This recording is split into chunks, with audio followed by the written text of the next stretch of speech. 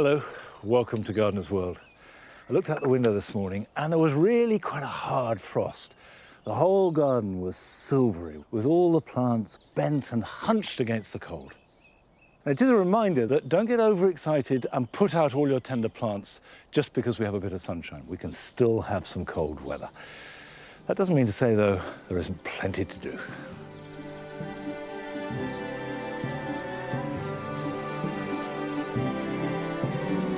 On today's show, we head to the Norfolk coast to meet a couple who have created their tropical paradise adorned with scrap metal washed up on the beach. And we visit a passionate gardener in Cheshire who has turned his small back garden into a vibrant jungle.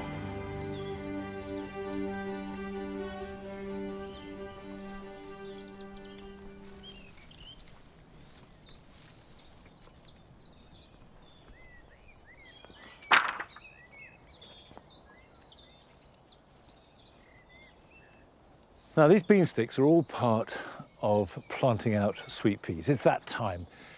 I sowed them in January and February and March to get succession, and I try and put them out as early as I can without risking damaging them. It's always a fine line. They are much hardier than you might think, and I like to grow sweet peas in a border, in amongst all the plants. Now, to do that, I grow them up bean sticks. If you have bean sticks that can be 8 foot tall, you get a big wind, they can blow over, taking the sweet peas with them. So just make holes to sink the sticks in. There we go. Right, let's get the sticks. I like the irregularities you get from these sticks, but of course you can get bamboos very easily and they are much more regular. And because I've made the holes, these are easy to put in.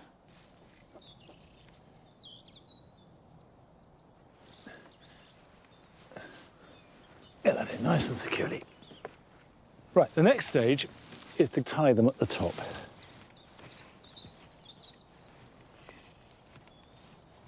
That is now a good solid support to take my sweet peas, and of course it works just as well for clematis or any annual climber that you choose to grow. This is a variety called Painted Lady. It's one of my favourites. The flowers are bicolour, pink and white, and this has one of the most wonderful fragrances of any sweet pea you can grow. You can see that I've grown these in root trainers, which allows that long tap root to grow a little bit longer than it would in a plug. When you buy sweet peas already growing, and you haven't sown them yourself, you get a pot that is crammed with little sweet pea plants. So I would suggest you break the pot up into 2 or 3 pieces and plant each piece at the base of the support. Now, sweet peas are amongst the greediest and hungriest plants you will ever grow in your garden. The key to success is a really rich soil that holds plenty of moisture. If you've got very sandy soil or it's a new garden, a good idea is to dig out a pit. Put it about half full of compost or manure, put soil back in and plant into that. And you'll find that you will get twice as many flowers for twice as long as a result. Now, what you need to do at this point is, if you haven't already, is pinch them out. And that encourages side shoots, and they bear the flowers, and also a nice, strong plant. Once they start growing strongly, they will need tying in for about the first month or so. And then they will have tendrils that will attach on their own accord. But what is absolutely essential is to give them a good water. Sweet peas thrive in mild, cool, damp conditions. If it's too hot and dry, they don't like it at all. So give them a really good weekly soak.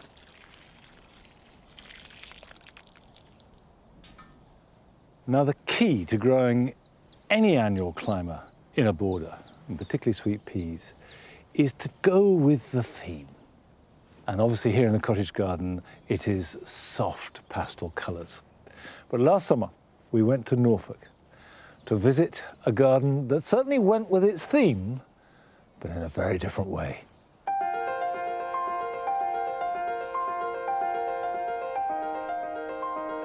The house in the garden is called Sulnamara, which is Gaelic for in sight of the sea. The sea's about 5 minutes in that direction. We've lived here for nearly 13 years now. When we moved here, we were kind of inspired by the coast, things that we found on the beach. We wanted something tropical. We wanted something that incorporated the rust and the coastline, and hopefully that's what we've achieved. When we first moved here, there was very little in the garden. There was some roses, some shrubs. There were no trees at all. There was concrete everywhere. Over the years, we ended up with something like 15 skips worth of rubbish out of the garden. So we had pretty much a blank canvas. I didn't sit down and draw out what you see now. We did it bit by bit.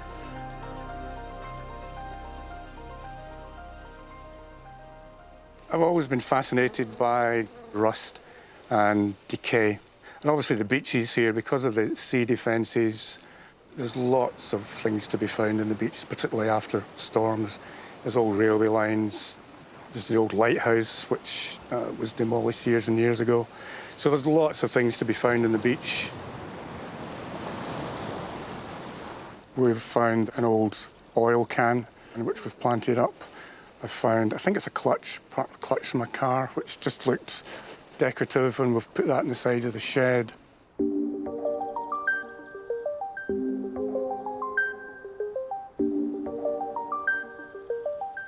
We're in North Norfolk coast, so the soil is essentially sand, very free draining. Tropical plants do really well. We have 225 varieties of plants in the garden. Quite a lot of them are exotic. As you come into our garden, the first thing you'll see is the height of the trees and just this huge expanse of green. And you'll follow the path through to two borders and walk past a little sunroom that Bill's made. And then you come to the next section, which is completely different, which is really based on metal. We've incorporated a lot of the things we've found into the garden. For example, we have a water feature, which was fortunate that it came off the beach. These came from a farm, local farm. I think there's some kind of animal feeding trough, but we've planted them up with Echeveria and Ipumea. And the bamboo at the back here just softens the hard edges of the metal. So these big bits of metal here, I find them architectural, particularly when you've got holes like that in them. I think it goes well with the planting, and in this case you've got formal box hedge planting. It's just the colour and the rust and the hard angular edges of the steel. I love rust, as you can probably tell.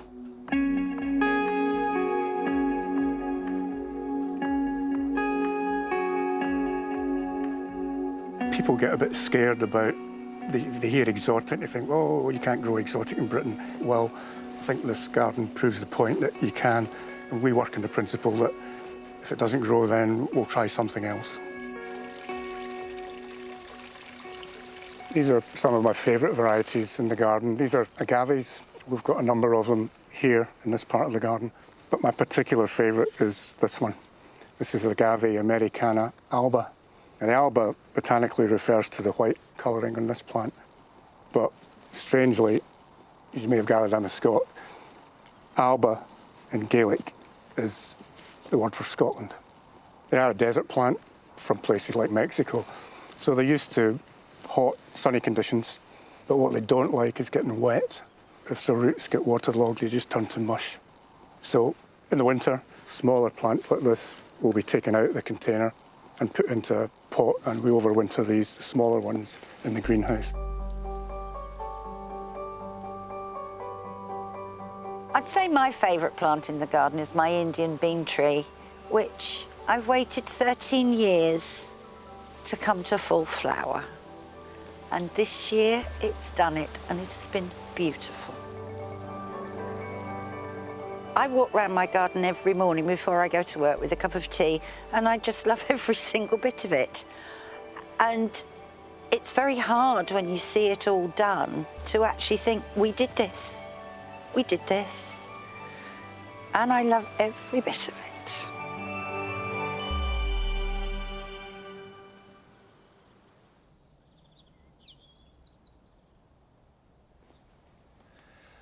I really like that rust theme. And it does show that it doesn't matter what your basic theme is, whether you use plants or metal or stone or wood, stick with it. Keep it simple. And interesting that it's so sandy. It's that defines the plants in the garden. So it doesn't matter what you want to do with your garden or what theme you choose, you've got to listen to your soil.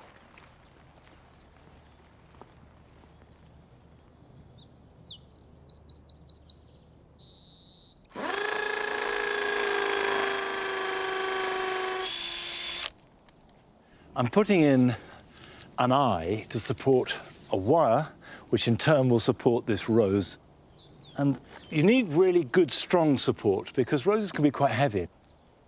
And this is an expanding bolt, so that goes in there like that. And then as I tighten it, it'll open out and fill the cavity. There we go.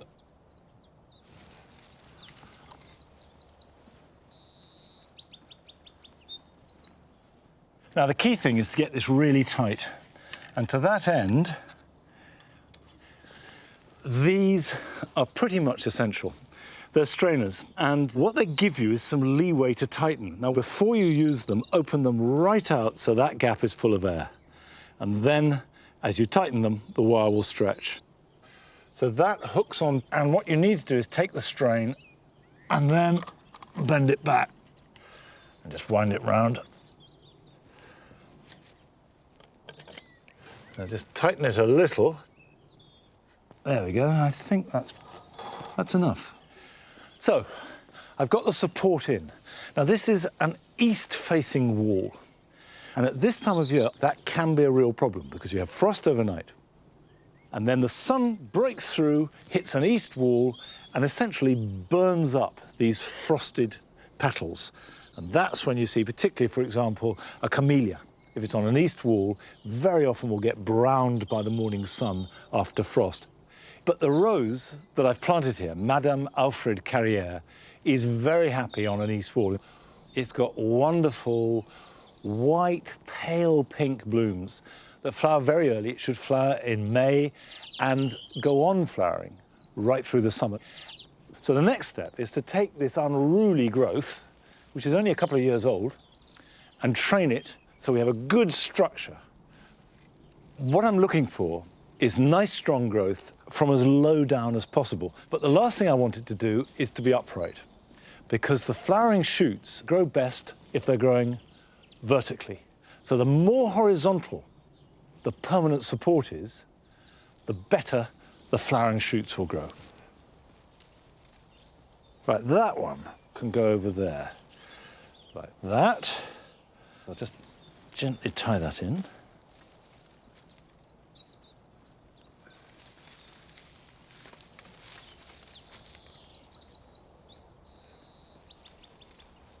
One tip is if you want a stem to grow out longer, don't tie down the final 6 inches, because plants always grow much more vigorously if they're growing up.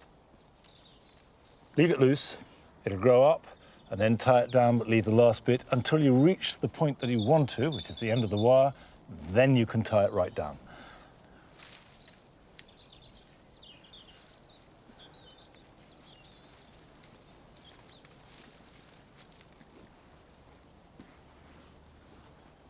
I need to take out any of the stems that are not attached.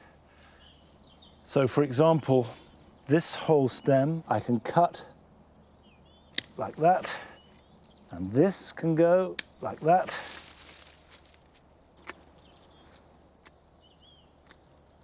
Right, I'm going to stop there because I think that's the best that I can do for the moment. But it has taken what was a vigorous sprawl of a rose into something that has the potential for becoming a good, solid framework. And the flowers are going to be absolutely heavenly. It's always satisfying when you make what would otherwise be an awkward space or aspect into something that's a real positive virtue. And it doesn't matter how small your garden is or how awkward it seems to be initially. There will always be something you can do, and sometimes it's an opportunity to do something truly remarkable. As we discovered last August, when we went up to Runcorn to visit Derek Ferguson, who has transformed his own garden.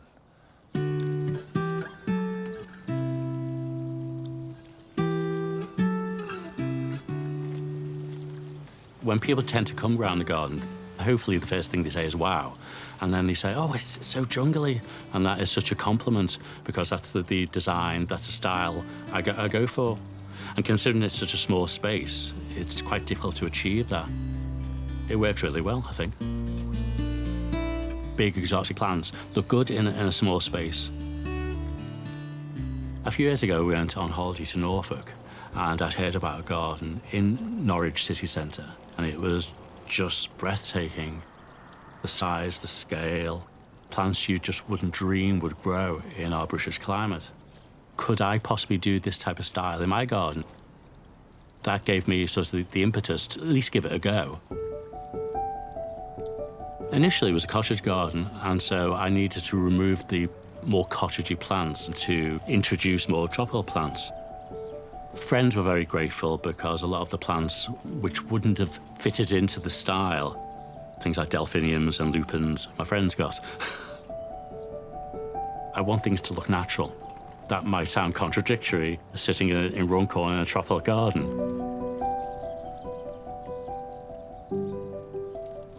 One of my favourite plants is the tetrapanax.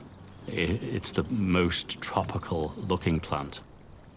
The nickname is T-Rex, and rightly so. The leaves are palmate and can be a metre in diameter. When you stand under it, it envelops you. It's totally hardy. It is deciduous. You'll lose all the leaves in the autumn. I tend to hang things from it. I've even been known to put tinsel around it at Christmas. I've got a habit of buying palms. I've got 44. My favourite genus of palm is Trachycarpus. I've not got them all, but I'm working on it. Some I might have to thin them out eventually. Again, friends and family will benefit from that. The tender bananas I grow at Ensete, there's a purple one called Morellii. You can buy it as a plug, and in just a short space of time, it will grow sort of 6-8 feet. But it's totally tender. It won't take a temperature lower than 3.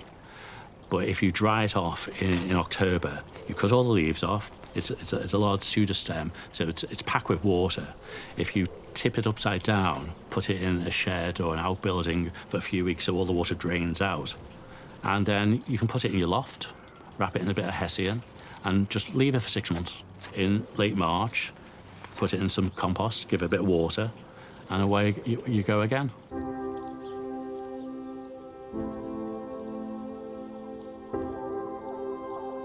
One plant I bought recently is a plant called Snecchio, angel wings. It's a very touchy-feeling plant. It's purely decorative, but it's a very sensual plant as well. The Heliopsis is a survivor from my cottage garden. In fact, it's one of the oldest plants in the garden. I don't plant much yellow, but I think the zestiness and the vibrancy of the yellow just helps it stand out. In the last few years, I've started growing dahlias. I wouldn't have touched dahlias 5 years ago, but now I can't believe I ever live without them. My partner's always telling me I plant too much, but with gardening, I like instant impact. And in some respects, although I do grow some things from seed, I like the fix now.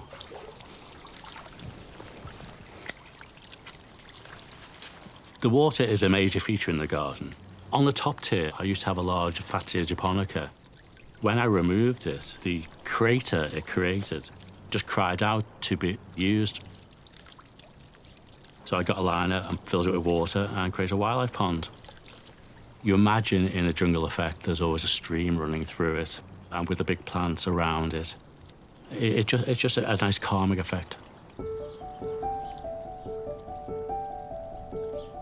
The garden builds to a colour crescendo. I love Tithonia. It starts to flower in July, just pumps out hundreds and hundreds and hundreds of flowers. And providing you don't get a heavy frost, it can be flowering at Christmas. That doesn't often happen, but you can still get a good array of colours. It's been a challenge, but I love creating the space. It's nice, it wraps around you, you know, like a blanket of colour and foliage and texture. And when I come here at the end of a busy day in work, I sit on the large settee in the conservatory. It's almost like a chaise lounge. I relax out and I put my arm over and I glance out into my paradise. I just find it very peaceful.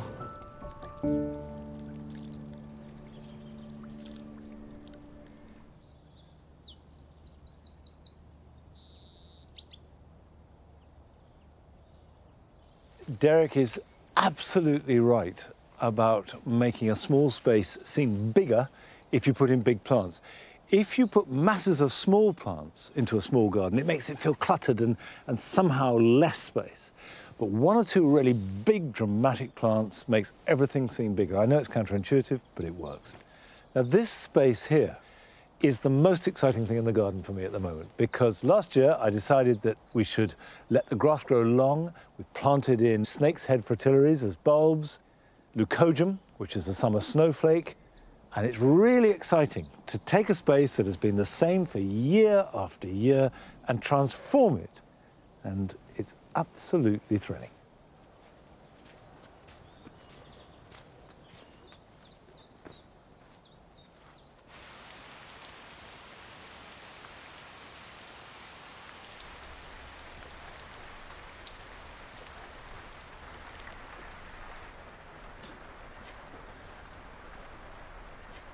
There are many luxuries of having a potting shed, but the best of all is when it's raining outside and you can come in and it's dry and warm and you can stay here all day.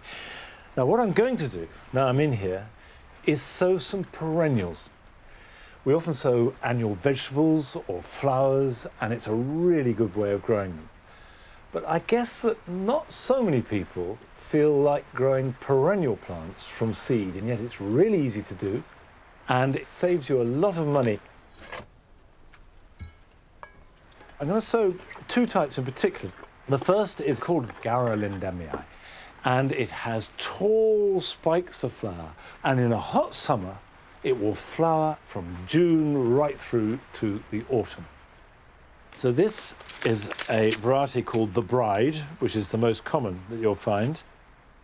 Here are the seeds, which are quite a good size. If I just try and spread them reasonably evenly. The better the spacing with seeds, the better they will grow. And there's absolutely no virtue in oversowing. I'm going to press that down. And the reason I press it down is not to compact the compost, but just to push the seeds so there's good contact. Now I'm just going to cover the seeds lightly with some vermiculite. You can sieve over the top, but this will do the job just as well. The vermiculite, as well as blocking some light, plays quite an important role in stopping them drying out. Now, another perennial, which I love, is Aquilegia. Aquilegias are absolutely beautiful, and you can get them in pure white, you can get rich, dark burgundy colours, and all shades in between. But the problem is that they do hybridize very, very freely. So you will find, as time goes on, the colours of your Aquilegias will get more muddy. So by growing them from seed every year, you re-inject pure colour, if you like. And this is a good example. I've got this lovely lime sorbet, which is white flushed with green, which I want for the writing garden, and then completely different ruby port for the jewel garden, which is really intense and dark. And they'll behave very differently to the Gara, because these may take up to 10 weeks to germinate. You then transplant the young seedlings, grow them on, and you could plant them out in autumn or pot them up and keep them in a cold frame or a cool greenhouse over winter and plant them out next March. Because these are very slow to germinate, unless you are meticulous about your watering regime, there is a risk of the seeds drying out before they germinate, and then it won't happen at all. So by covering them, you reduce that risk. Now, these acrolegias are a slow burn. However, the Gara are a completely different kettle of fish. I want these to flower this summer. And to do that, they need as much heat right now as possible.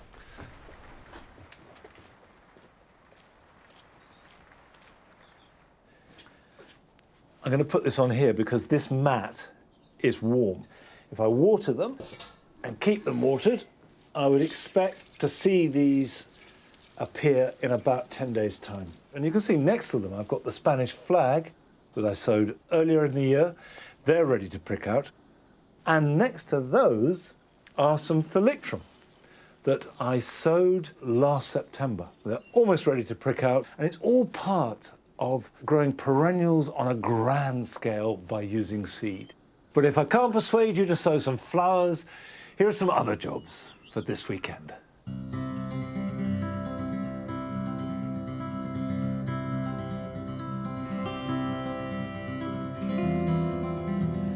Daffodils are starting to form the bulb for next year's flowers as soon as this one's fade. But so that all the energy of the plant can go into forming as good a flower as possible, snap off the seed heads as you see them, but leave the stems and the leaves to die back naturally.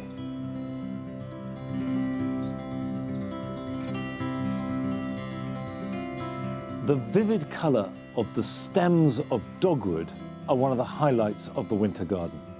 But now that the new leaves are starting to appear, it's time to cut them back hard. This will stimulate fresh growth and extra bright colour for the bleak midwinter next year.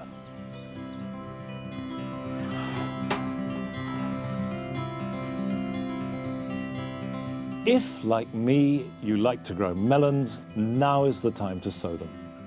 I put 2 seeds to a 3-inch pot and then intend to remove the weaker of the seedlings as they appear. They do need some heat, so if you haven't got a heated greenhouse, put them on a windowsill above a radiator. And if you don't grow melons, this procedure applies equally for cucumbers.